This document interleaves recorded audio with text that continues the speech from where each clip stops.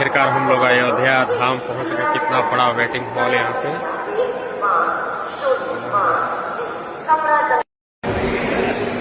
ये Ayodhya railway station का दृश्य, कितनी बड़ी और विशाल यहाँ पे पिलर ही बना हुआ है।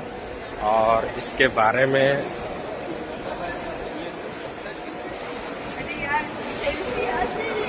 डिटेल्स यहाँ पे लिखा हुआ है आप लोग को।